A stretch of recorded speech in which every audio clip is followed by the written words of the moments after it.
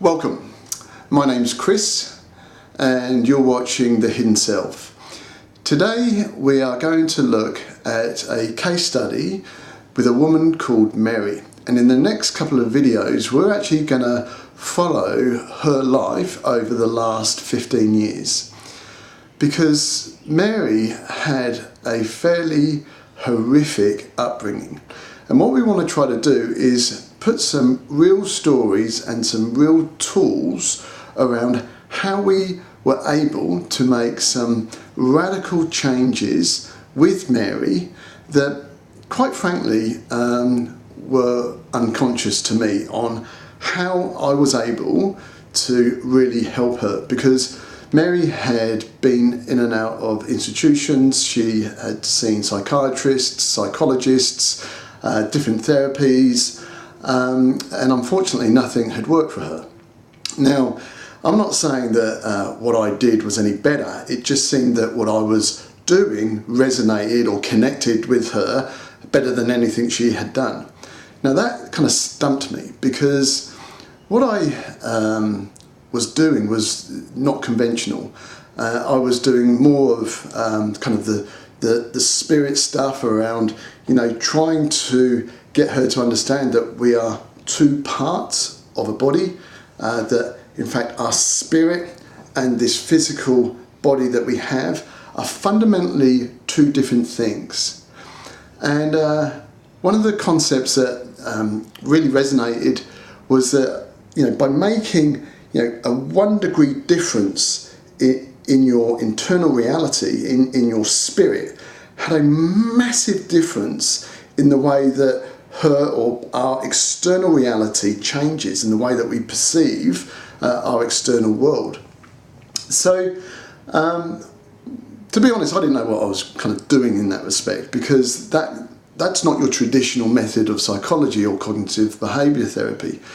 So what I want to do is I want to share with you her story, and then what I'm going to do is show you the model or the manual in which I've developed with her, and now is this product called The Hidden Self, that really allowed her to take ownership and identify and kind of realise some of the problems that she was triggering on a daily basis.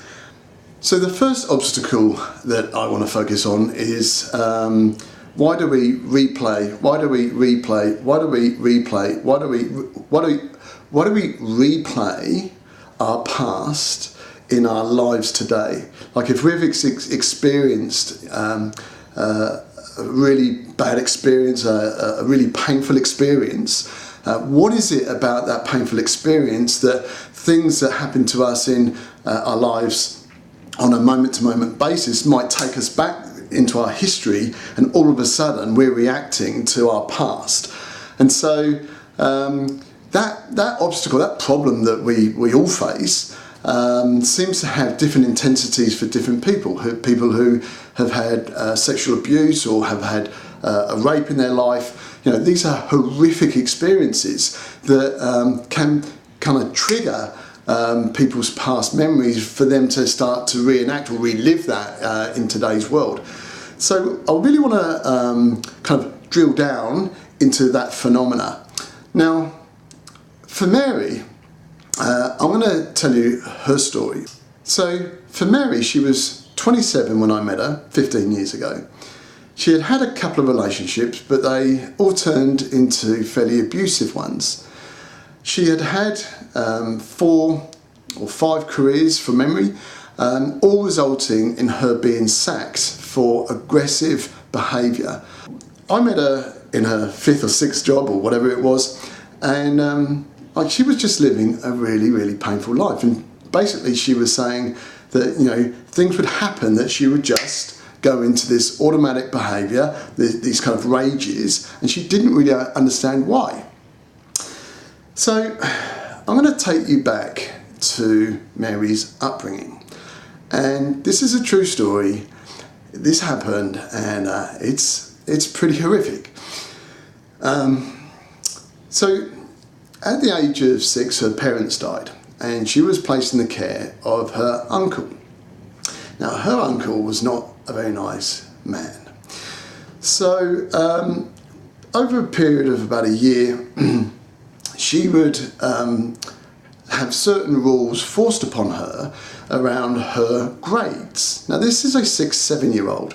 If she didn't make an A in English, maths, geography, like she was getting C's and B's, she would literally be beaten with a stick, with a cane, and then locked in to the cupboard at home.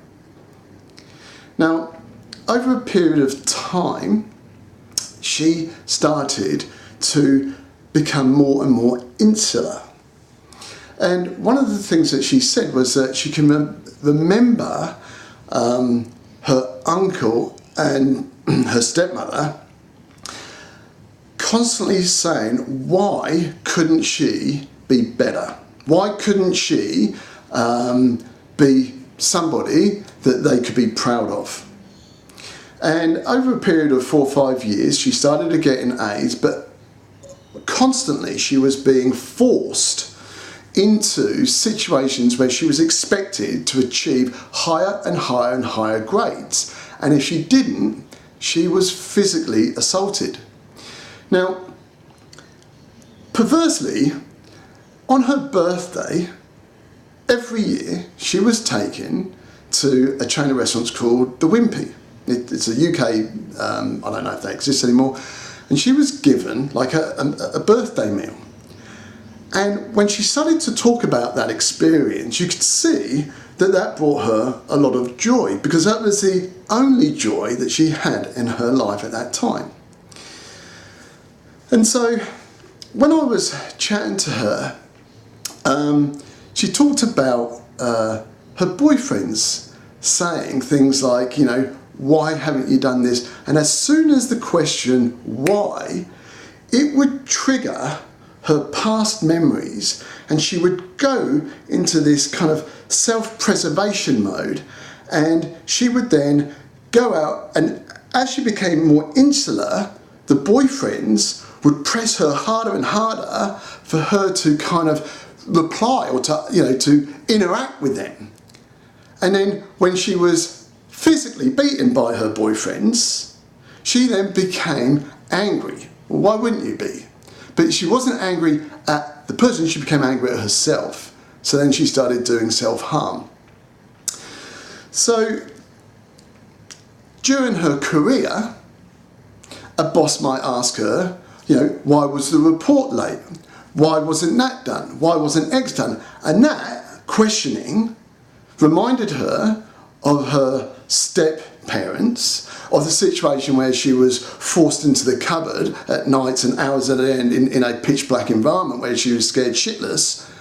And then she would go insular and insular and insular, and then the manager would become angry because he wasn't getting the right response, and then she would get angry at herself, and it's this self-feeding mechanism that she's feeding off the past that she's living now and in the future. So she's got this tiny little bit of light that she remembers, and this massive amounts of pain. And you know, these two extreme examples, you know, I don't think are uncommon in today's life. You know, we have tiny amounts of pleasure which we constantly try to seek, and we mask this massive amount of pain that some of us have had in our lives, but it triggers, right? It triggers automatic behaviours in us that we don't have control. And in a lot of cases, we become mind blind, and it's just this automatic behaviour.